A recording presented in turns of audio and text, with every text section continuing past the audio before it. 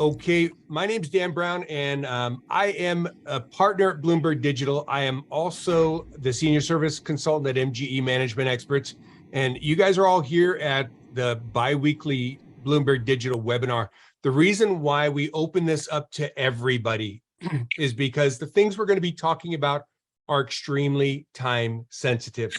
As I was just saying in the opening, we have interesting times. We're used to interesting times over the last 2.5 years.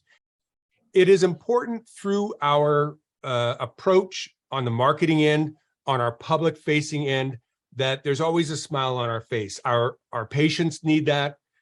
Our staff need that. It's very, very important. The things I'm going to be covering, however, are on the area of, what are some of the announcements economically that are hitting our patients? What is that doing to our patient base? Are they more stable or less stable?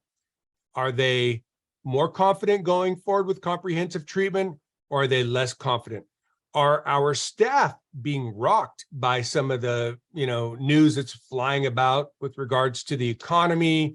Are we in a recession? Are we not in a recession? All of these things will hit all of us. And it's very, very important that for doctor owners, that you are localizing that noise and traffic, having confident meetings with your staff to reinvigorate them with the purpose, regardless of what's happening with the economy. Bacteria decay marches on, regardless of what's happening with that person's checkbook, their balance, that person's roof leak or whatever. Regardless of what's happening with those things, they need dentistry and they need whatever they need to be back and healthy. This is, however, sometimes more challenging and more difficult. So for that reason, there are a few things I'm going to be covering with you in this. What we're going to do out of this is Julia from Blumberg Digital here. We're going to have this video available. Should be by tomorrow. We're going to take this video. We're also going to put an implementation checklist together, and we will send this out. We do this every time with our Blumberg Digital clients. I'm going to make this available to everybody who is here. So we will make that available to you of some checklist points to go through to make sure that, everything is good. But at the top of that checklist, first and foremost, is we keep any sort of noise of the environment, whether it was COVID when it hit, the war, what's happening on this front, that front, politics, religion, all this stuff that has no place in your office. But is it hitting your patients? Is it hitting? Yes, it is. But I'm going to tell you this, your team needs to be the pillar of sanity, the pillar of hope, pillar of happiness. Gotcha. All good, Dr. Simon? Okay. Your staff needs to be there for the individual. Nobody likes going to the dentist. Nobody likes getting needles and drills. If they have to pay at your practice, if it's a $27,000 treatment plan or a $27 treatment plan, nobody's really excited about spending money at a dentist. They do it because they should, and they have to, and it is the right thing to do. That said, when times like this come, you need to make sure that when they walk in that door, it is a happy, friendly, welcoming environment. When they call into the practice, they just moved to the area, it's in the middle of the day, and they're confused. They've got the new job, they've got new routes, they've settling into their home, and they call you. They have a friendly, welcoming, warm reception. This is the time to put all that in place. Make that experience. For me as a patient walking in for the very first time, that first impression, make that, crystallize that, make it as solid and strong as possible. This is the time to do that. What may be coming in a few months or 6 months or 8 months or never, who knows? Financially to hit our patients, well, we're still going to be there, and we're going to deliver quality care and a great experience. We are not going to talk about the economy. We're not going to talk about war. We're not going to talk about politics. We're not going to talk about anything that has anything to do with anything else other than the treatment they need, and that, boy, it's so good that they're here. Thumbs up if you track with what I just said. Thumbs up if you track with what I just said. Okay, very, very important. It is very, very important. Now, I do want you to have a meeting with your staff. I do want you to have a meeting with your staff and just say, hey, listen, there's a lot of noise. I don't know. I mean, gas prices are what they are. Milk costs what it costs. That may go up or down. Who knows whether they want to, throw around this recession word more heavily or not. We don't know. But our patients may be being hit with concern about what is the future. Good. So here's how we're going to deal with it and really make sure that the team has this in a strong fashion, that they know that this is not chatter to get involved with. This is not what we call rumor mongering, spreading upsetting information, engaging in upsetting topics with patients. I don't know if any of you have ever had this happen during the elections or whatever, political noise or whatever. Have you ever had a patient, raise your hand if you've ever had a patient come in and want to talk politics? Raise your hand. Yeah, so they're inviting it. Do you take it? No, and you could say, I totally understand everything you just said. We do have an office policy where we're not allowed to talk politics in the office, so I have to kind of leave it at that. But boy, I hear you. Whether you're with them or not with them, or you just don't care, that is the answer. Was that offensive to them? No, that wasn't offensive to them. But we just don't talk about that. Now, somebody starts coming in and they say, well, it's like interesting times. I don't know if I should go forward with this treatment. I think I should be doing this. I just lost a bunch of money with my crypto or my stocks, or, I don't know if my company's going to be around. This is your ABC, sales and communication technology. This is where you are right there with them. Oh my gosh, I am so sorry to hear that. That must be shocking and concerning. I totally, totally understand. They know that you've heard them. They know that you've heard them. Now, they don't need to say that again. That's what happens when you give a good quality acknowledgement. Now, let's talk about something I think is very important as well, which is what's happening inside your mouth. And here's what, and you go through the treatment plan again. Take them through that treatment plan again. So this is the importance of you there during interesting times. And while doing so, you're there at whatever tone level you need to be for that person, but you yourself have the approach and professionalism there, and we keep all the unnecessary chatter out of the office. Can I get a thumbs up if you follow that? Okay, do rally your staff around that. Make sure that your staff aren't engaging in that or any other sort of unnecessary chatter. We had one of our clients, Dr. Matheson, and I don't know if their office is here now. And for all those that just joined us, welcome. What I do want you to do is turn on your videos because I'm watching. I'm sitting here seeing you all. So I'd like you to activate your videos. Thank you for that. We had one of our clients, Dr. Alex Matheson and his team in Queen Creek, Arizona. It's just outside of Phoenix. And they came and relate a story to me that was very interesting to me, which was during COVID, there are patients that were coming to their office, leaving the dental office that they came from, saying, I have to sit with my hygienist. It's a one-way conversation for 45 minutes while my hygienist is telling me about COVID, all these people who are sick, what's going to happen with the economy and all this other stuff. And I just can't have it. Like, I got enough of that in my normal everyday life. So I heard about your office. I'm coming here because you guys just, as much as you can with dentistry, you keep it fun and interesting. I got enough drama in my life. I don't need it here when I'm coming to get needles and drills in my mouth. So thank you so much for just being upbeat. That was happening so often that they were getting patients from other practices because these other practices were engaging in conversation that just was alarming and down tone and not fun. So I don't want you to be weird about it. Something bad just happened. Oh my gosh, I just lost my dog. Oh, well, it's time to get another one. What you gonna get? I mean, don't be weird. Don't make it weird. Don't be weird. But at the same time, just make sure that conversation that just isn't helpful is kept out of the office. So that's the first point.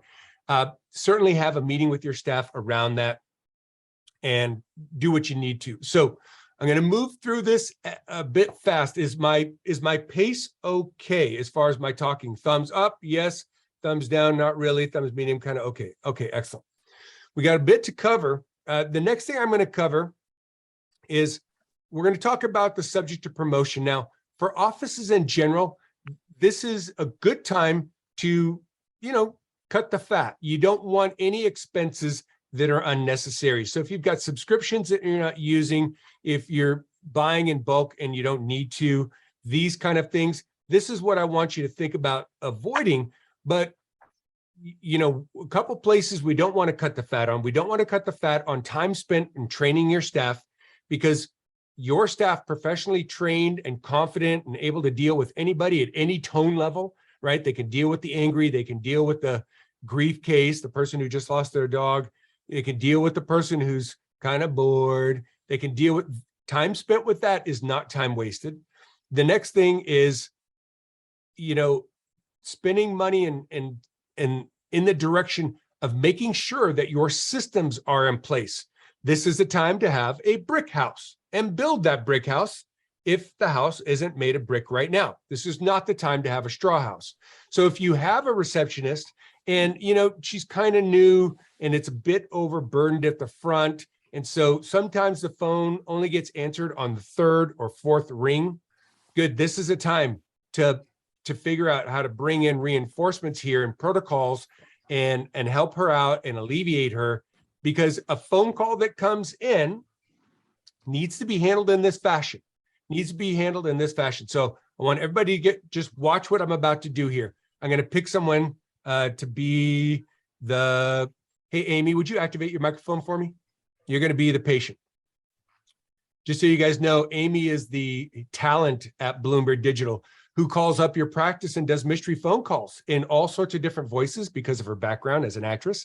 And she's probably the one who's, scheduling or not scheduling in some cases when we're doing mystery calls. So Amy, I'd like you to be a patient calling to find out how much crown cost in the office. Okay. Yep. Ring, ring, ring. Good. So yeah, ABC Dental, this is Dan. How can I help you? Yeah. Hey, I just moved to the area and I really need to find a dentist that takes my insurance. Absolutely. Well, welcome to the area. Thank you. Yeah, great. Can I get your name? Amy. Great, Amy. Hey, Amy, just in case this call drops, what's the best time to call you right back? 555-1212. Awesome. Thank you. And Amy, I'm going to find out about your insurance here in just one sec. Last question I have for you. Can I ask how you found out about our practice?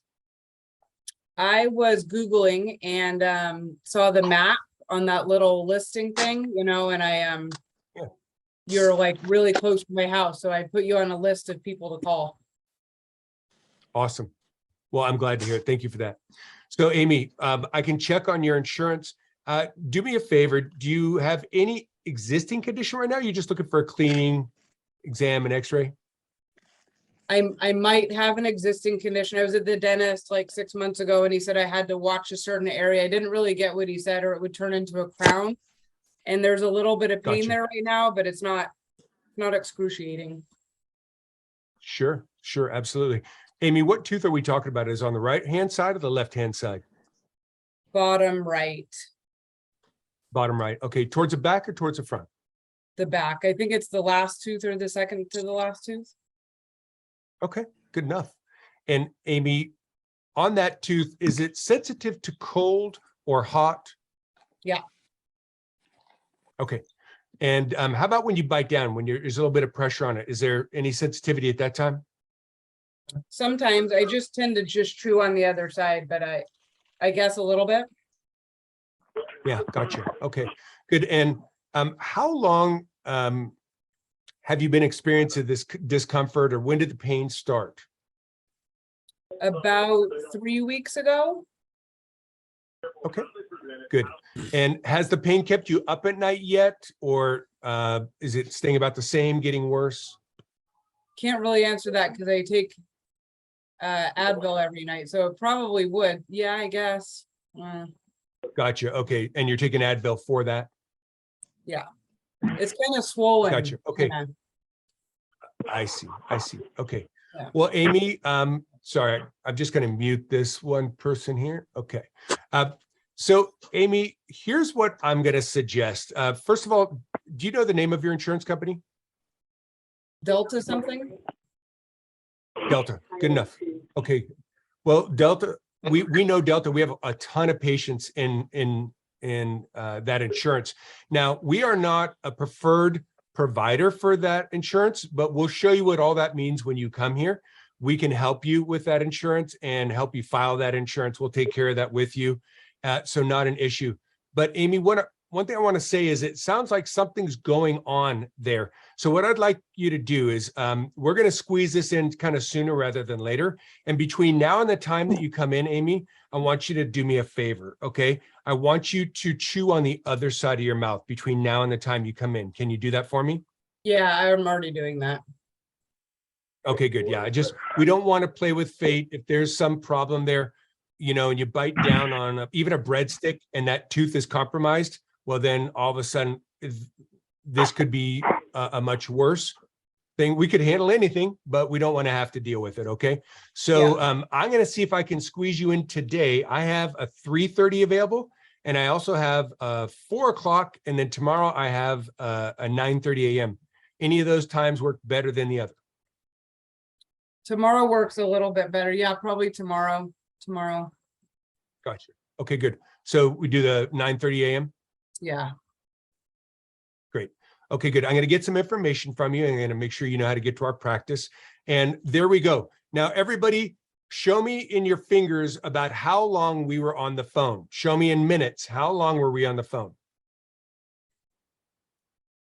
Good. I got 3. I got 4. I got 5. I got 3. I got 3. I got 3. I got 4. I got 3. I got 6. Yeah, I think. And I was moving this along and she was fairly cooperative, right? Like this went pretty smooth. But if Amy is shopping for a new dentist and maybe she's got her list and she's just kind of going, okay, good. You know, I'm just going to go shopping for kind of the best initial visit or whatever. If I just said, yeah, we're no longer, or we're not in network with Delta or whatever, she probably would have hung up the phone and gone on to the next phone number. As what you just saw here is I engaged her. I asked her question. I built affinity, reality, and communication. I got Amy to talk about the very one thing just about everybody will talk all day long about. There's one thing that just about everybody will talk all day long about. And what is that? What is the one thing that just about everybody talks about all day long about?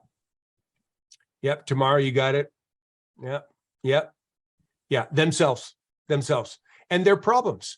And I got her talking about her issue. And I've also given her some very wise direction. And I put a little bit of spice into, you know, getting onto this sooner rather than later. Now, maybe she's planning to come in tomorrow anyhow, but I have created an environment where I've built reality with her. And I want you all to ask this question. How many of you would like me as your receptionist? Raise your hand. How many of you would hire me as your receptionist? Okay, good.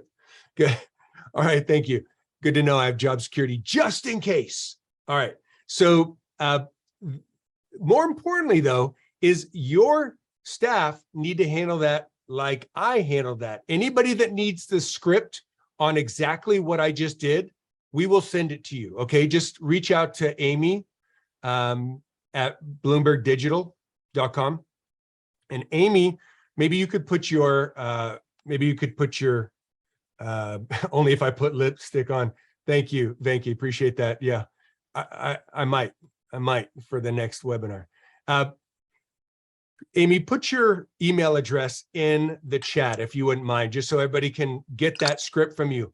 Do I want your staff reading the script? I do not. We don't want this. I would love to help you with that question. Can I ask you what's your name? No, we don't want that. We want your staff to take this script, get two, one staff member acts like the patient, one person acts as the receptionist type, and they drill it word for word. They go through it front to end. Then at the end of it, they swap about and they trade places and they do the same thing.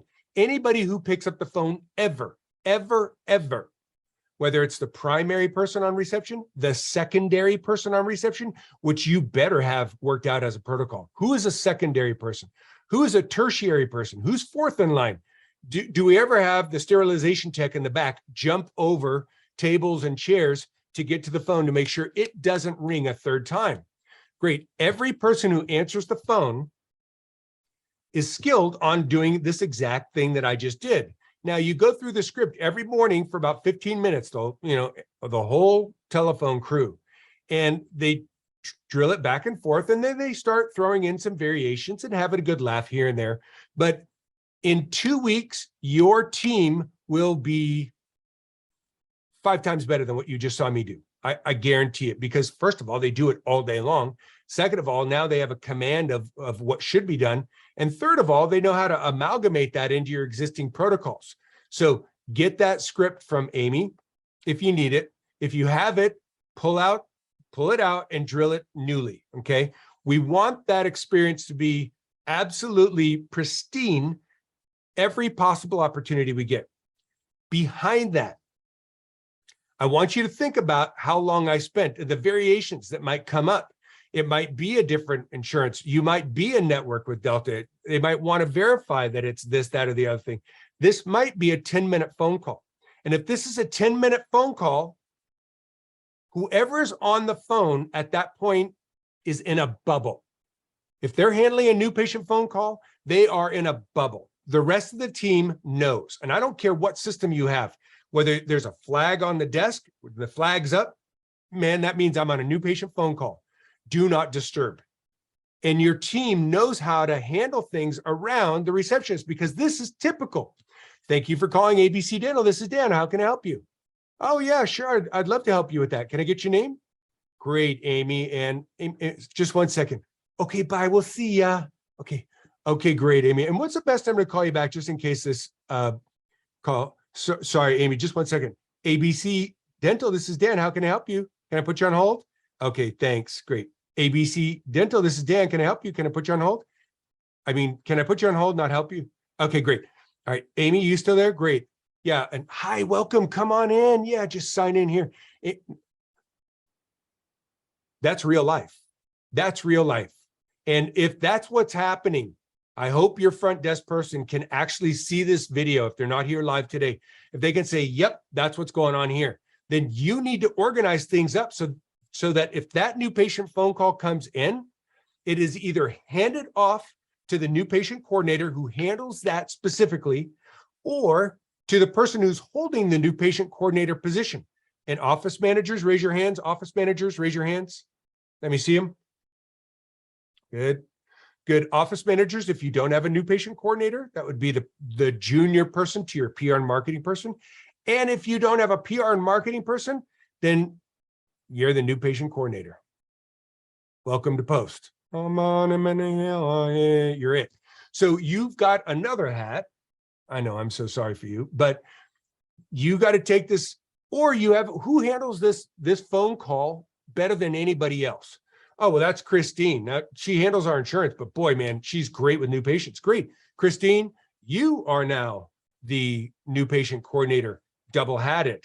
And we're going to get that phone call off reception and over to our new patient coordinator, who will take that phone call and make it a priority. And then we have a protocol in place for what if another phone call comes in while she's busy with the first one? Good. Who's going to handle that? Great. Well, maybe that is a receptionist, but then this person comes in and starts answering the phone and handling the front desk traffic. Thumbs up if you're tracking, thumbs sideways if you're feeling a little bit sick, thumbs down if you feel like you're going to throw up in your own mouth. Okay. All right. I'm not saying you have this all worked out. This is the time to work this out. This is the time. I can't tell you enough how often it is that when we do an analysis of your traffic, wow, you got that phone is a ringing. It's a ringing. But what's happening? What's happening with that opportunity? Well, that could have been, because we can listen in on most of the phone calls. We can listen in. And it is a fascinating thing sometimes. And I'm not right now slagging the front desk. The front desk typically is overwhelmed, overloaded, undertrained. This is the time to fix that. So that's the second point. First point, We keep all the trash talk out of the practice, positive, upbeat, uptone, professional. We're a team. We're here to, help you out with getting the comprehensive dentistry or whatever you need so that you're going to live a longer, healthier, happier life. That's point one. Point two, bulletproof front desk. Thumbs up if you understand point two. Good. Point three. This is painful. If you didn't throw up in your own mouth on the last one, find a trash can. This is, but I am going to tell you this. This is grounded around a very specific thing. Now, I again am saying we may be in for interesting times. What I can tell you right now, financially, economically, what I can tell you right now is I'm feeling it on gas. I'm feeling it on milk and eggs. How many of you are feeling it right now? Raise your hand. You're feeling it. Inflation is impinging on you. Yeah. Okay. Whether or not we're going to hit a recession or worse, this is what I want to go over with you. Okay. And this is a quote by Mr. Hubbard. How many of you have done the team building and management tools and team building seminar, executive seminar at MGE? Raise your hand if you've done that. Okay. Kathleen, look at you, rock star. A number of other people here. Good. So great if you have, Ruben and company. Some of you might not be here, but I'm going to give you a little glimpse of something you need to think with and start applying right now. So it's an article called On Promotion. And Mr. Hubbard says the following. If you try to straighten up comm lines, and what are comm lines? That's communication lines. So that would be the reception. That would be the inner workings of your office, right? Those are your communication lines, right? You have all these different lines within your office. You have the sales line, the production line, the insurance line. These are the different lines, and the communication lines are the interchange of particles and communication between your staff internally to bring it all about in a golden fashion. All right, so those are your communication lines. If you try to straighten up communication lines and the organization in the face of threatened financial disaster, and I'm not right now threatening financial disaster or saying that we're in a financial disaster, but I want you to think with the data here. You will always be too late. When financial slumps are in view or forecast, meaning if we are thinking that something might come up that might change our business model that would result in our collections lowering, when financial slumps are in view or forecast, always promote first and fast, ignoring the lines and organizations, and straighten up comm lines and organizations afterward. What does that mean? That means that you are, you might have imperfections internally right now. You might have to, get your reception team built up and doing, better. You might have to hire a receptionist because the office manager is doing that too. That is internal straightening up of the internal lines and organization. You might need to do that. But what does he say to do right now? Mr. Hubbard says, when financial slumps are in view or forecast, always promote first and fast, ignoring the lines and organizations, and straighten up comm lines and organizations afterwards. If you know this and do it, you won't ever have a complete financial disaster. If you tried to straighten up the lines and organization in order to use them to promote, the disaster will be upon you before you have a straight set of lines and an organization. So the result is always a smaller organization if you reverse the correct sequence of action. Organizations that grow smaller have not promoted first and reorganized second. They reorganize first, and so can only save themselves by reducing staff. They should have promoted first and then reorganized in the time thus bought. We hear this so often. We'd like to pause our marketing because we just lost our new patient coordinator or our receptionist. No, man. No, you double your marketing while you nail that position down and you figure out what you have to do internally to deal with the traffic. But when people try to go, okay, good, I need to have my boat perfectly in order and everything all nice, and then I'm going to turn on the promotion or increase my promotion, this is a result. You're always in a smaller organization, okay? You buy time with promotion. And in that time, you can straighten up the house. Think about how you became an MGE client. We got you some basic marketing, then we got you to sell. We taught you how to confront anybody at any tone level and just deliver the treatment plan, whether they're going to react like a nutcase or have a freak out or go, wow, thank you. Do you take Visa? We taught you how to do that. We gave you those tools so that now you've increased your collections, you've increased your production, the office is better. Now you've got some time, some breathing room. Now we're going to say, come on down and get some training. You've got time now because you've got an organization that's working. Similarly here, you buy time with promotion, and in that time, you can straighten up the house. Never, when promoting organizations out of a threatened financial disaster, consider whether or not it is easy to do or if staff can do it. Remember that the staff involved started the slump. Just promote, and regardless of anyone, get it executed. Then repair the lines and personnel malfunctions or improper placement. So how many of you understand that fully thumbs up, partially thumb sideways? Be honest, not at all thumbs down. I want to see thumbs, everybody's thumbs. Okay, because I will take it up thoroughly and dig in and give you examples if anybody needs. This is crucial. This is crucial. If, something is a change during COVID, what happened during COVID? What did we tell you during COVID? Well, we told you, apply for PPP financing, apply for EIDL loans, do this with your patients, do this with your staff, cut everything, that you can, conserve finances. But what did we tell you to do with your promotion during COVID? What did we tell you to do with your promotion? Somebody open up your microphone and tell me, what did we tell you to do on the subject of promotion during COVID? The shutdown. Double your budget. Double your budget. That's what we said. And our clients were like, I'm sorry, what? Whoa, whoa, whoa, whoa, whoa, whoa. Whoa. I can only deliver emergencies. I can't even deliver my usual stuff. Right. That's right. Double your budget. Double your marketing budget. What did every other office do during the shutdown? They shut off their marketing. Boy, it was amazing for us because the cost per click for Google went into the floor. It was the lowest we'd ever seen. I mean, sure, it was low like that at some point early on in Google's early days. But boy, for us, we're like, cost per click is how much? What? Everybody stopped promoting.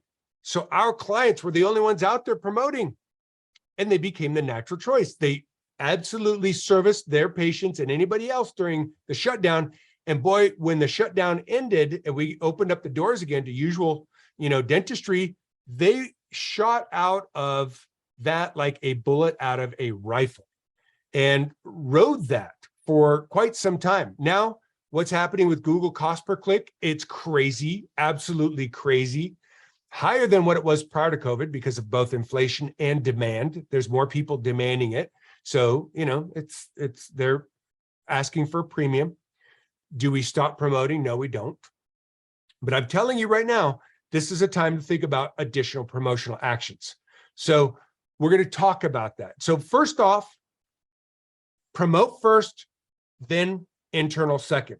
If you have a flap, our staff just ended up in Jamaica and they couldn't come back because of some restriction. So we got 3 people outside the country that is part of our key delivery team. What do? You know what you do first? You go in your back office, you close the door, you lock it, and you work out your promotional campaign. You figure out how to promote absolutely more than you ever have. Get that underway, make sure it's happening, walk out of your office, and then work out what you're going to do to cover those 3 missing staff.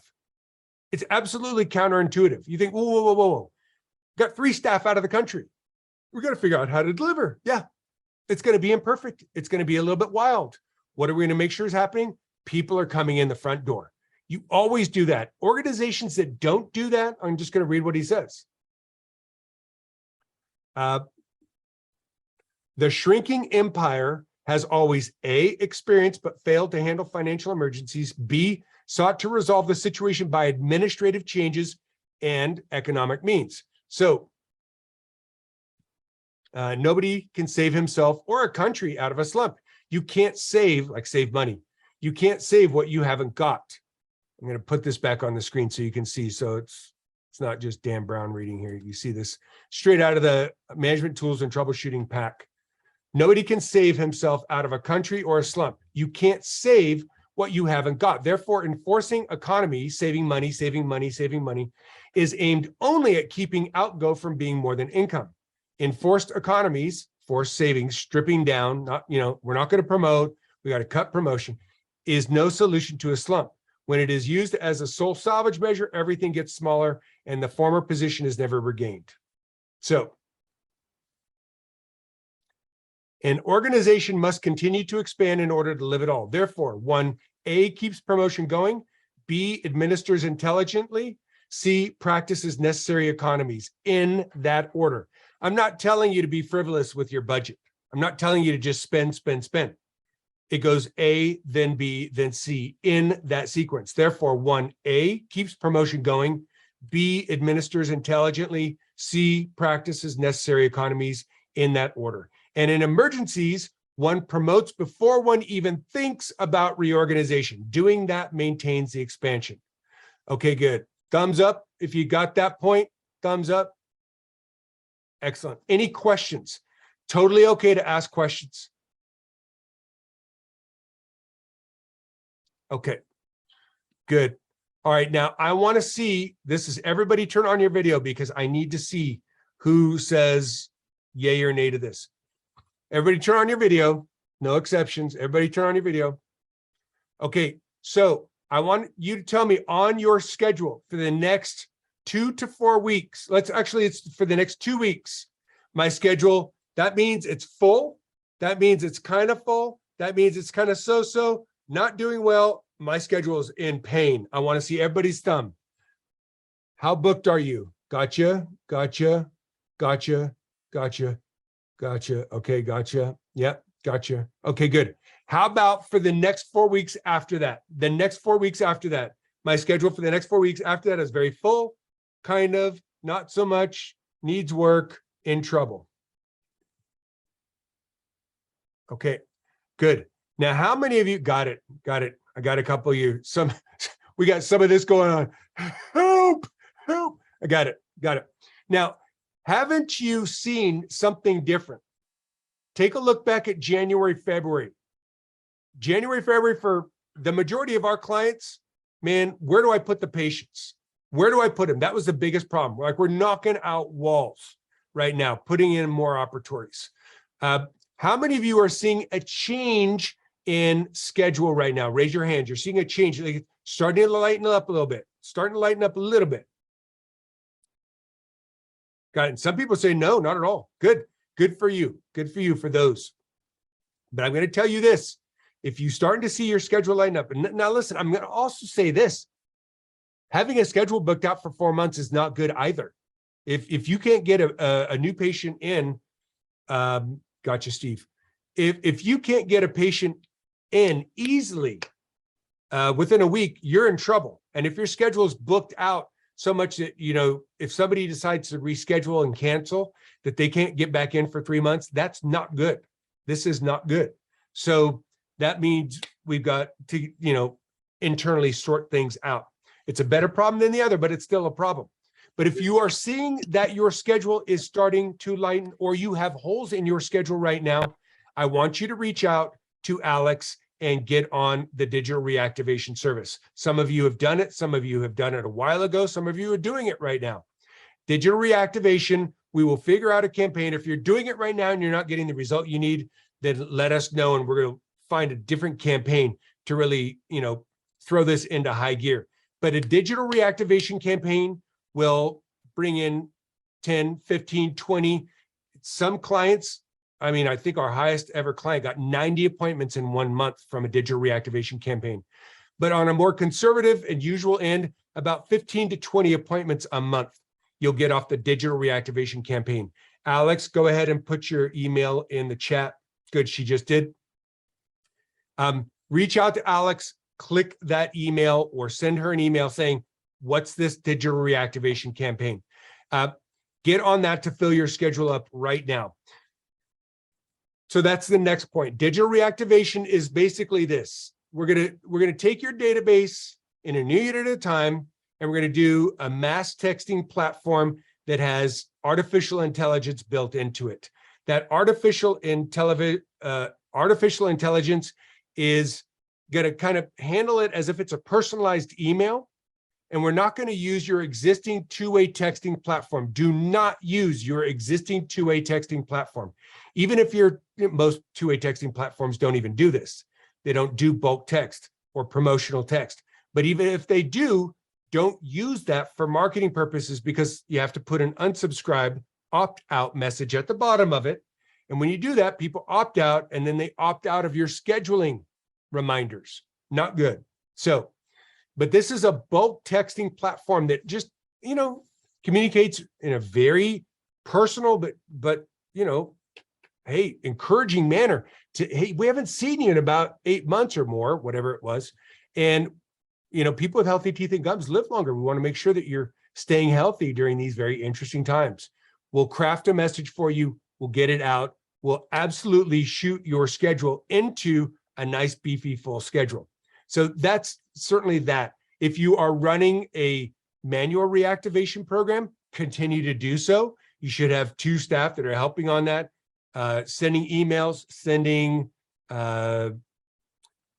personal letters, calls, that sort of thing. Absolutely fantastic. Continue to do that. But how many of you are a little bit shy on staff right now? A little bit shy on staff. Staffing is an interesting thing right now. Raise your hands. All right. So this can possibly alleviate that. Doesn't mean you shouldn't do the manual reactivation, but reactivation, why reactivation? Reactivation because these people are already sold on you. They might not be sold on the service, but they're sold on you. And folks, what happens when you get somebody back in the practice that hasn't been there for 2 years, 3 years, or 5 years? What do you generally see when you look in their mouth? What do you generally see? What do they need? Yep, I read your words there. Treatment. They need treatment. And yeah, you better give them that treatment. So get them in the door. I don't care how. Get all of your patients in the door. That moves into, that's right, Steve, work. They need work. That leads into the next point. Now is the time to communicate more than ever. Now is the time to communicate more than ever. How many of you feel that you get too much junk email? Junk email, raise your hand. Too much junk email. Personally, I'm asking you as a consumer. Good. How many of you feel like you get too much junk mail in your mailbox when you go to your mailbox when you come home from work? You get a bunch of junk and you have to throw it all away. Okay, good. How many of you, when you get onto YouTube, you're gonna go figure out how to open up this jar or whatever. You're on YouTube and you click on the video you want and it says skip ad in 3, 2, 1, and you skip ad. Raise your hand. Okay, good. So what we have just confirmed is that we as consumers are all kind of like over commercialized and a bit intolerant to marketing messages. We're intolerant to marketing messages. Yet here you are at a marketing webinar. Look at the irony. We're talking about how to market, yet we were all intolerant of marketing messages. So this is the crux of marketing. Marketing is best done when you think like a consumer. Think like a consumer. How would I or would my patients want to be communicated? What would impel me to look up? This probably isn't it. Hey guys, no, that's general. Guys is everybody. I'm a person. So, hey Dan, that's personalized. Okay. So personalized messages, personalized emails, personalized letters, personalized texts, personalize everything. Next point, email campaigns work. They are awesome. How many of you do email campaigns? You do them or you have done them? Raise your hands. Okay, you should be doing them. We are about to work out a way to integrate some email campaigns. We hope to have that in the next week or so. I'm working on that with the digital reactivation team. A real robust, personalized email campaign that has a subject line that is very, very like catching. What we're trying to do with consumers is we want them to look up. That's all we're trying to do. This is a typical consumer. They get a message, you know, a commercial message. They're like, oh, okay, gone. It's that fast. It's that fast. So your subject line, your personalized text, your personalized email, your personalized direct mail needs to catch them right away. Your social media post needs to be catchy. Okay, we're going to be posting some examples of great social media posts, but this is the time to communicate a few things to your patients and communicate it everywhere. And I mean everywhere. Texting, emails, direct mail, social media, doing a practice video. This is a time, communicate more than ever. And we're going to give you some samples and examples over the next 3 weeks of things that you should be communicating out to your patient base or what you could be talking about. But right now, realize this, we're dealing with consumers that over-commercialize. They're over-commercialized, they get too many commercial messages. That's one point. Second point, they're getting tons and tons and tons of not so good information. You know, it's not just, you know, do I support Johnny Depp or do I not support Johnny Depp? We've moved on from that trial. We are now into like, uh-oh, what's happening in the future? Good. So you got to communicate louder than that noise and on a subject that is important to them. So let me ask you as a consumer right now. I'm going to ask you right now, as a consumer, how important is your next purchase at Best Buy? How important is your next purchase at Costco? How important is your next online order of something that you don't really need? You know, and I want you to rate each of these. How important are these next purchases to you? And has that changed in the last few months? Would you say, well, you know, my next little like gadget or purse or bag or shoes, you know, I would say maybe before that I'd be at a 5. Maybe today I'd be at a 3. I'm kind of clamping down. Good, if that's you. Well, what's going to get you to look up? What's going to get you to go, oh, wait a minute, what's this all about?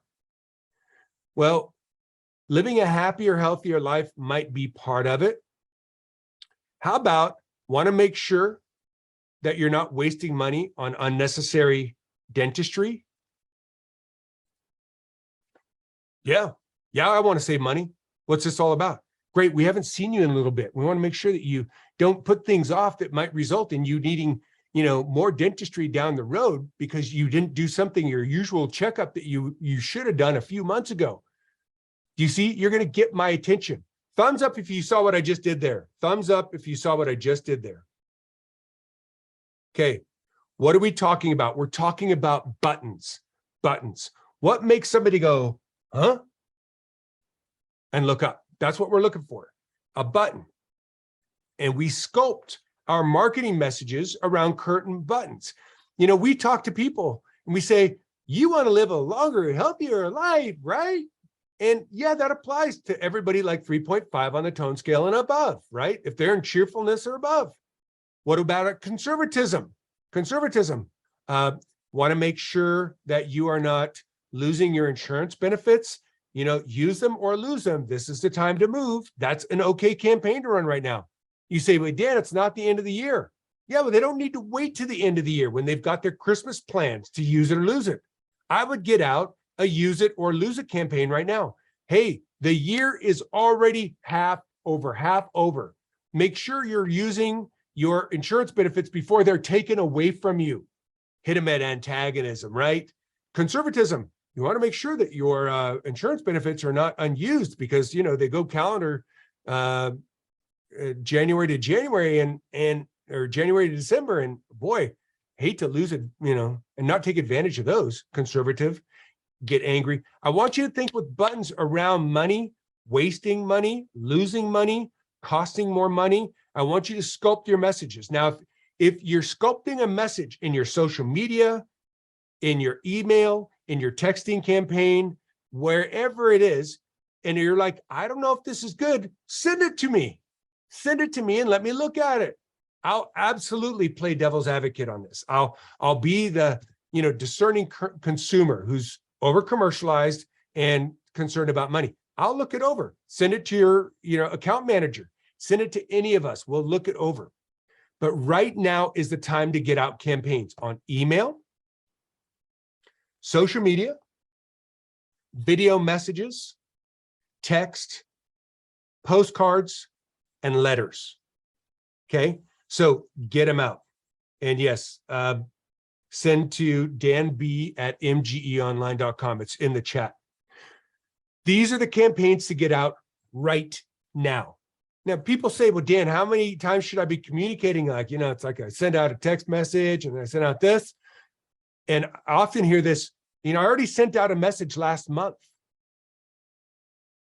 Here's what I say. No, man, get it out every week.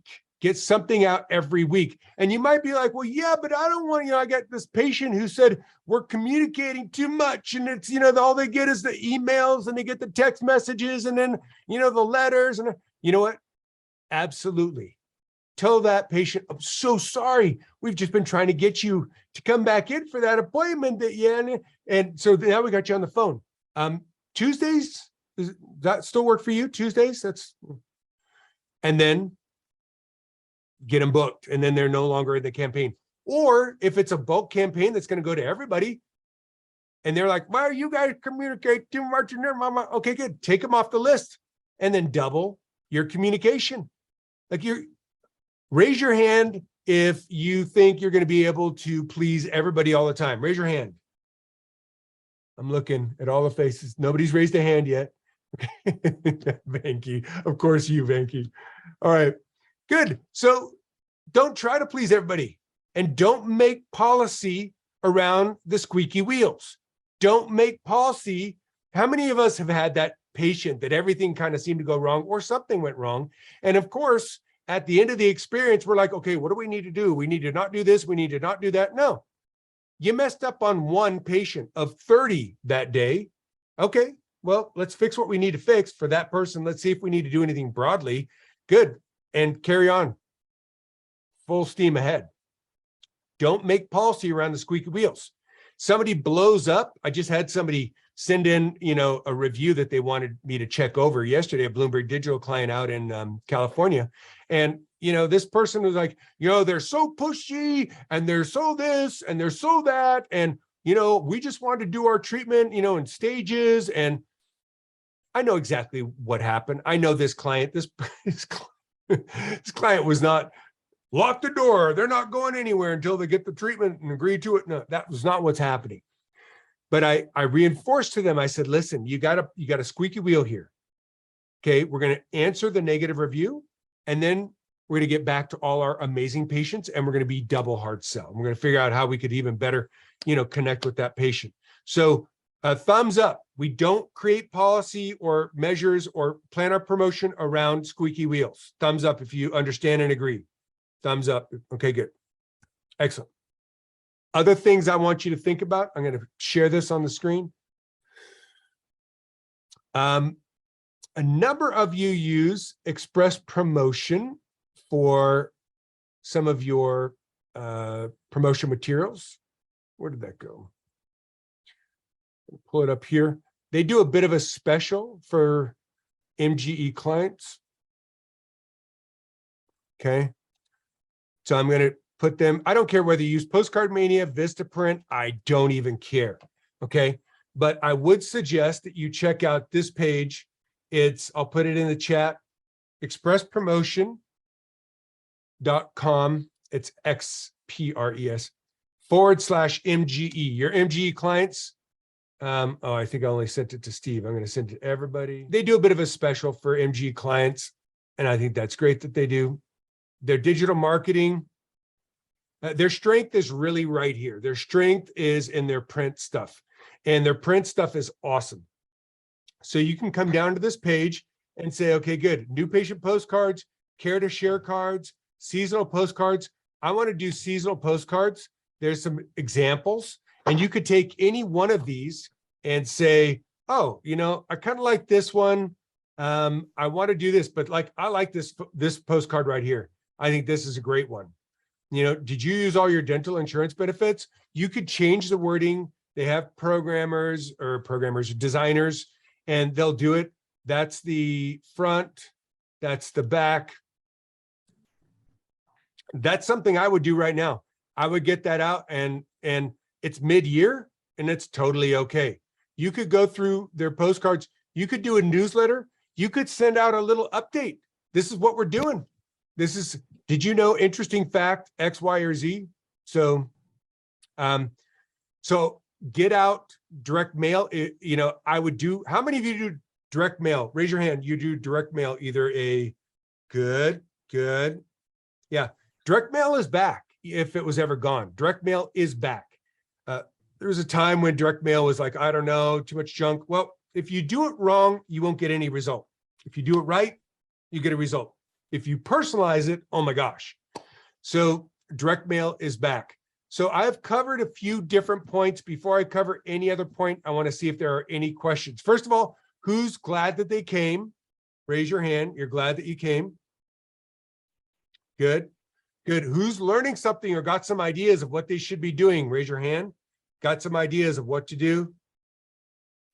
Okay, good. Now, who's got questions? This is where we're going to kind of open it up.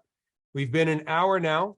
I open this up to question and answers, and I want your questions. Trust me, if you got a question right now, there is no stupid question. I need you to raise your hand, and I'm going to call on you because everybody else is going to learn from it. And okay, good. So I've got somebody in the chat. Go ahead. I think it says, I can barely hear it. It says Kamar, Amr Kamar. Go ahead and turn on your microphone. Yes. Hello. What's your question? Yes. Well, I just wanted to say hi and thank you for inviting me. Okay, good. I joined very late, but Awesome. I've been with MGA and I've been with you for a long time, and I always get a benefit whenever I come. So there's no question about it. Awesome. Awesome. Good. And do you have anything, like you have a question? Does anybody have a question like, Dan, I don't know about, oh, I see Ruben. Ruben's got a hand up. Ruben, light up that microphone. Yep. Ruben? Yes. Nice to see you. A beautiful webinar.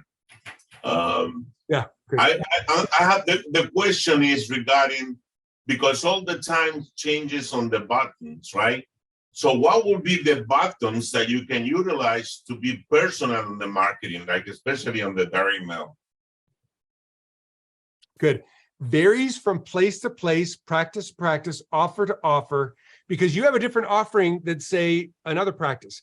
You might want more cosmetic right now. You might want more implants. You might want just plain Jane restorative bread and butter. Maybe that's all you guys really deliver. Maybe you get great traction off of a whitening campaign that turns into a cosmetic case, because so many different practices have different offerings and what they want. Okay, so there's that factor. Notwithstanding that, I would say restorative should be the bread and butter of your practice, meaning you are getting people in through hygiene. Hygiene is roughly 25 to 30% of your collections monthly. It should be. If it's not, we need to look at that. Should be. And hygiene is producing the opportunities for the doctor and treatment coordinators to come in and present treatment, which gets accepted. And you should be, getting that, having enough time to see those patients and such. So what gets people into hygiene? Well, when you tell me that it might cost more if I leave my cleaning, if you give me data about how fast plaque forms and that over time that plaque can lead to gum disease, and gum disease is incurable. You can manage it, but you'll never be able to cure it. We want to make sure that you don't end up with incurable gum disease, which is a product of people who have poor hygiene or don't see the dentist routinely. When you do a video on that and you explain that, not to sell and scare me, but just to simply educate me, When you send that out in a texting campaign, when you send that out in an email, when you put that up on your social media, when you're sending me newsletters about that, I might have to see that message 3 times in the mail, 2 times in text, 1 email, and finally go, oh, I better go in. That's a button. Now that button is going to hit with me and it's going to hit with most. But if you really want to nail that down, you want to resurvey your public. Okay. And survey tech is very specific. I can go through it in a future webinar. I'd like to know who would like to. Surveys is finding out what makes your specific public of your practice tick, what gets people into your practice, people from your area, because geographical area to geographical area. I can talk to Raj Suri out in California where everybody's all healthy and fit and they're running around like this. And I could talk to somebody in the middle of Missouri and, you know, they have Oreos and Coke for breakfast. It's a different public. They have different buttons. Okay. So and anybody from Missouri, don't take offense to that. I love deep fried Oreos. All right. It's the first time I ever had them in the Midwest. So, but I'm going to tell you, publics change from geographical location to geographical location. And then you got your practice and your offerings and maybe your target demographics. Like I know one of our clients services predominantly retired, rather wealthy people in Naples, Florida. And I got another practice over here that's moving out of Medicaid and they want to get more PPO fee for service types. So survey tech is how to make that transition. How many of you would like a webinar on survey tech? I could do that. It's going to be an hour. How many of you would like a webinar on survey tech? It's so powerful. It'll take you roughly a week to 4 weeks to get 100 surveys. Those surveys will tell you what to do with your promotion thereafter. It's incredible. It's incredible.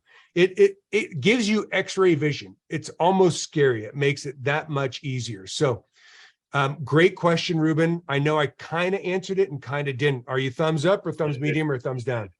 Oh, no, you did it. Good. You did it. Good. Very good. Excellent. Good to see you guys, by the way. Okay, good. Thank you. Was there another office that I thought there was another office that had a question? Raise your hand. I can see you if you got your video on. Raise your hand. Nobody? Okay. No, really, nobody? I mean, that's awesome that I did such an awesome delivery job that nobody has questions. Okay, but I just want to make sure that, you know, that's in fact the case. So you can bring up your specific scenario, Dan. Hey, we are in this spot right now. I don't feel comfortable with this. Hey, Dan, I lost a hygienist. What do I do? Totally okay. Open floor. This is the question and answer period. Anybody raise a hand? Anybody? Oh, I got one. Donnie, what you got? Open up your mic. Alex, I'll get to you second. Alex, I'm going to pick you up in a second. Donnie, what you got? Yeah, I'm just kind of wondering what's the best way to make sure that we can get a bulletproof front desk and kind of get everybody engaged with how to guide that new patient experience. Okay, good. Fantastic. Donnie, how many people do you have that would sit at the front desk, whether they're the receptionist or not, the insurance coordinator, schedule coordinator, but they're approximately, you know, in that area and could, you know, deal with some of the flow that happens there? 3 to 4. Okay, good. And what are their positions respectively? Receptionist, insurance coordinator, treatment coordinator, and myself as a new patient coordinator. Okay, good. And who's best at handling a new patient phone call? It is between myself and our insurance coordinator. Okay, good. What's her name? Julie. Good. So your protocol is as follows. Reception picks up the phone. Hi, I'm here. They get the name, number, and how'd they find out about the practice? Fantastic. Well, the person who can help you with this is our new patient coordinator sitting right next to me, whether you are, she is, or not. If they're not, he's sitting right next to me and transferring the call is putting on hold, ripping back to the back to grab you or her, bringing you up, and then that phone call happens and you carry on with the script. Donnie, do you have the script that I referred to earlier? I don't have that. No. Mm-mm. Okay, good. So email amy@bloombergdigital.com and get that script. And there's another document called sample questions to ask. These are sample questions to ask the patient to get the patient kind of warmed up and engaged. Okay, so she's going to send you both those. Both you and the insurance coordinator take that and you drill on that every morning. Good. Now, the other two people sitting up there are who and who? Receptionist and treatment coordinator. Good. Receptionist and treatment coordinator also do the same. Every morning, 15 minutes before production starts for 2 weeks. The four of you drill that back and forth for 2 weeks. Okay. I would have everybody watch this video, get the office manager and the owner if they need to prove that. Watch this because we're recording this and I'm going to make this available to you. Okay. So get them to watch this, agree to it. You put that in place. You will have a bulletproof front desk in 2 weeks. I guarantee. Okay. Okay. The only additional thing I would say is work out who answers the phone, like who gets a new patient call first, then second, then third, then fourth. If you are handling a new patient call, you're in a bubble, who does it go to? If you're in a bubble and she's not there, who does it go to? And just make sure that all that is well coordinated. So nobody's looking. Have you ever seen that in sports? You know, the ball gets shot up in the air. Two players go running up to it and they look at each other and the ball falls right between them. That's what you don't want to have happen on a new patient call. That is expensive. You guys are spending hundreds, if not thousands of dollars to get these people to come into the practice. A fumble right there is expensive. Does that help, Donnie? Yeah. Yeah. Thank you. Good. Great. Alex, light up your microphone, please. Yes, this is my question. We are working from Yes. Artificial marketing and conventional marketing. We're doing both. My question is related to artificial marketing, the social media and the SEO with Google. So what do you suggest or recommend working the radio of 100% that we're investing in our offices? What percentage we invest in social media and what percentage we keep in Google? Okay, great question. So again, this question is varied based off of your individual circumstances. And Alex, make sure that what I'd like you to do is I want you to send Alex an email.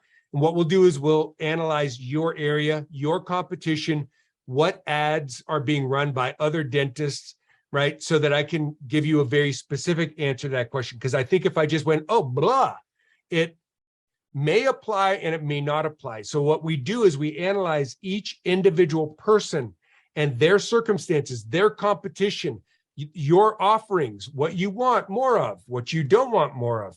We look at all that, we dig into that. But that said, I do want you to think with social media is two parts. One is your social media posts. That is not marketing, that's goodwill. That's public relations. It's your posts, it's your updates, it's posting about your patients and featuring your patients. And it's powerful. It's powerful like this. Even though it's public relations, I want you all to think like this. I want you all to pretend for a second that you're a patient. You're a patient. I'm ABC Dental. I want you to think about something special going on in your life or that has happened recently, like this year. Something special that happened to you this year. Get that in your mind. I somehow stumble upon that fact. Something cool, something that, you know, your accomplishment or this or that. I stumble upon that in my conversation with you while you're at my practice. I take a picture of you. Maybe you drafted a house that is being built and you're an architect. Maybe you caught a big fish and, you know, it's the biggest found in this pond or that stream or whatever. Maybe you rode your bicycle a certain number of miles. I get a photo or two from you. I take a picture of you with me in the practice, you and your fish, or you in the bike ride, you on your bike. And I say, this is just a great patient. And shout out to this patient for what this person, not only do they come to and see the dentist routinely, but look at how awesome they are. And I post that on ABC Family Dentistry. I post about you. What would you probably do with that post? Sure. You would probably share it. Oh my gosh, my dentist, because we're not supposed to talk about ourselves, right? But boy, when we get talked about, which isn't enough, when we get talked about, oh my gosh, my dentist featured me in my bike ride that happened this year, and I'd repost it. Who would I be reposting it to? If I share it on my page, who's going to see it? All my followers. All my friends and all my family. So start talking about your patients and featuring them like mad, okay? Like mad. Just absolutely celebrating their successes in their life with them. Talk about it. It has nothing to do with dentistry. Caught a fish, rode a bike, designed a house. It has nothing to do with dentistry, but has everything to do with family dentistry. It's public relations. It's not marketing. So it's powerful, but it's not marketing. Then you have paid Facebook and Instagram ads.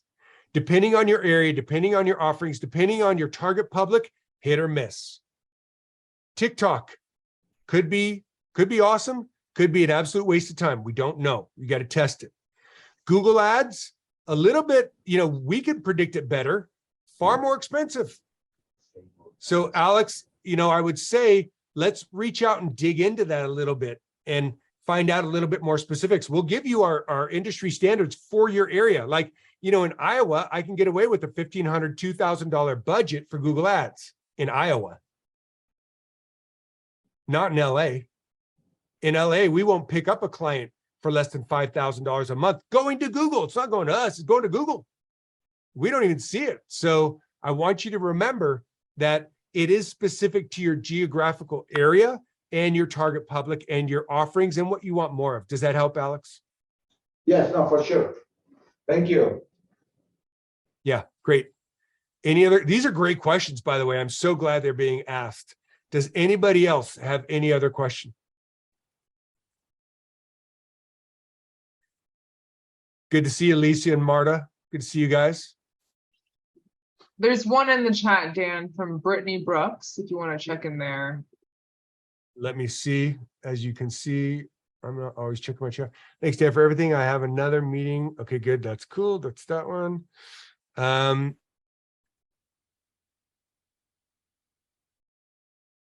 When we do get a higher traffic of new patients in, what resource, for example, a specific scheduling training video, do you suggest we use to make our doctor's schedule is able to accommodate? Oh, such a great point. Oh my gosh. Good. So now you got new patients coming in and they're coming in droves. What do you do? I'm going to show you something here.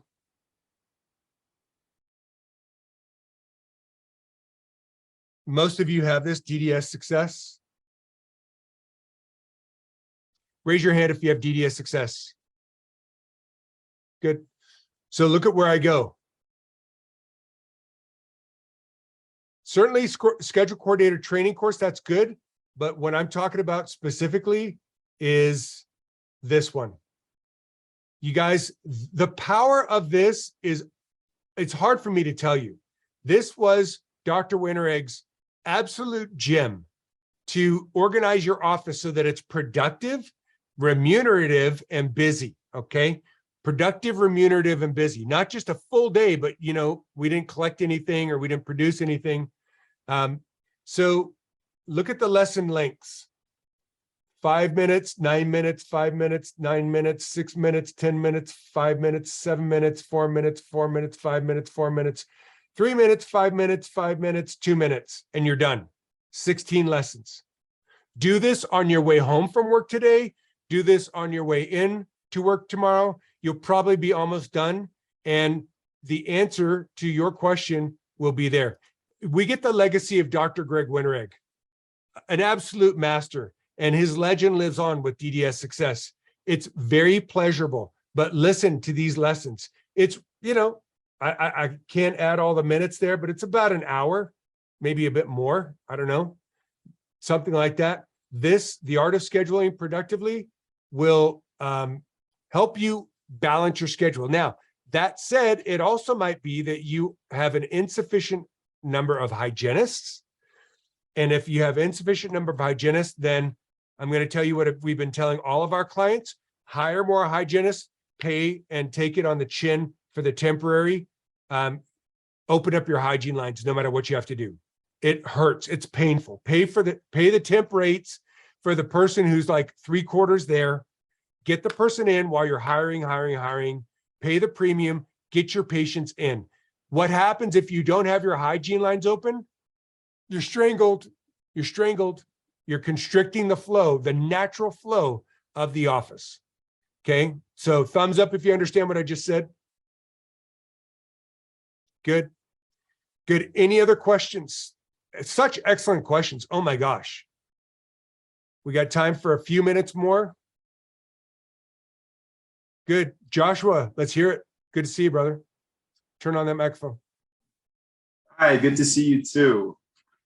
So I was actually just discussing this with my office manager, Kate, but we're trying to work out some organization in our sales line right now because our new patient coordinator, our functioning new patient coordinator, is also currently our second in line at reception and has been, for the most part, handling a lot of our insurance inquiries with, contacting other offices or insurance companies directly. And it's been tough to kind of prioritize what she should make her top priority because she does a fantastic job converting our leads. But she can only get to so many in a day because she has a lot going on at reception and she's doing a lot with insurance. So would you recommend, do you think a new patient coordinator can function and do their job to the best of their ability and remain in that second line of reception, or should we take her out of that line altogether and have her focus just on new patient coordinating? Yeah, it's a great question. The first thing I would do is put a few more Post-its up on the wall behind you because I just don't think you have enough. No, I'm funny. No, listen, that's such a great question. I don't want to be making decisions or direction or coaching if, I don't have the whole scene in view, but I will tell you this. I think this may answer the question by me generally giving you this picture. Okay. Sounds like what's happening is your staff are coming up in their talent and their abilities, and they're able to do other things, which are needful things. And boy, that makes sense. But at a compromise or as a result of not also continuing to build and organize, your new patient experience isn't, well, it's being compromised. It's not going as it could or should. You are probably, if you're like the usual dental office, you are spending anywhere between $200 and $800 per new patient you acquire. Okay. And that's standard, but let's take an easy medium. Spending $400 a month, $500 a month. That's not uncommon to acquire a new patient. That's not uncommon. $500. Good. So that phone rings and it rings 3-4 times. We create a wrong impression. The phone call is handled in a distracted fashion because this person is handling many different things, not taken through like it should. We've not only wasted that $500, but I want you to think with every new patient you bring on has an average lifetime value. A lifetime value of a new patient is conservatively, there's many studies on it, but it's conservatively $10,000. Doesn't mean that they're going to be with you their entire life. It just means a lifetime, which is figured about somewhere anywhere between 5 and 7 years. Patient will stick with the practice 5 to 7 years. That includes the people that have been with you their entire life to the person who just comes once. It's an average. The average lifetime value of a new patient is $10,000 over the lifetime of that patient. So that's with an everyday conservative everyday office. That's not an MGE client. I'll scare you if I tell you what the lifetime value is of a new patient for our clients, but it's roughly 2 to 4 times that. Look at that number. Let's be conservative. Let's just call it $10,000. $10,000 is plus the $500 it costs to make that phone ring. $10,500 is what got wasted because we didn't handle that opportunity. I want you to really get that thought. We just lost $10,500 because we didn't answer that phone fast enough. We didn't handle that phone well enough. We didn't organize well enough internally.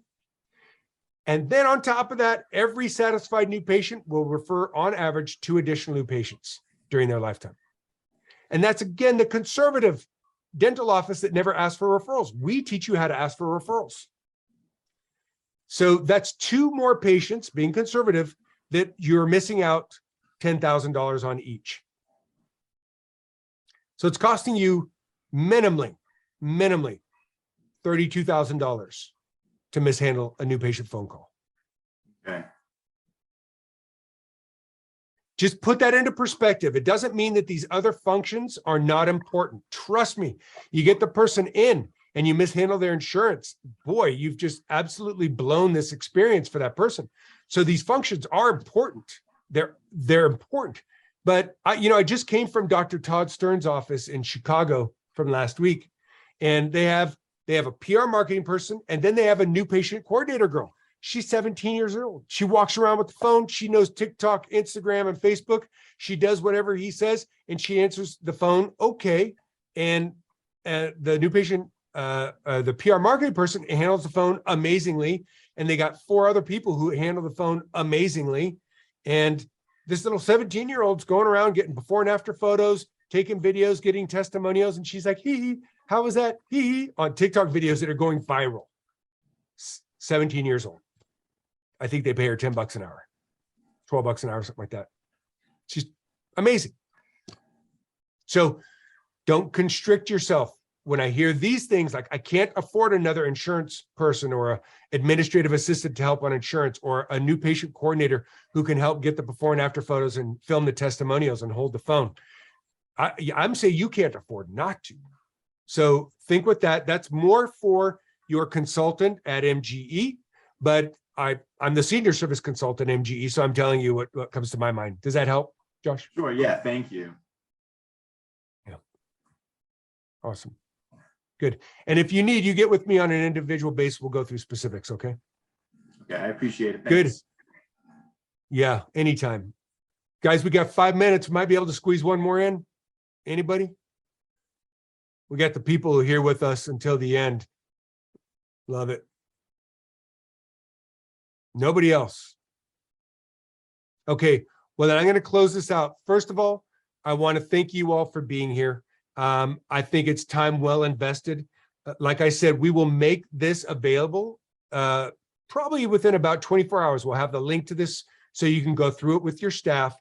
If you have any questions, reach out to me, reach out to the team at Blumberg Digital. You got my email, danb@mgeonline.com.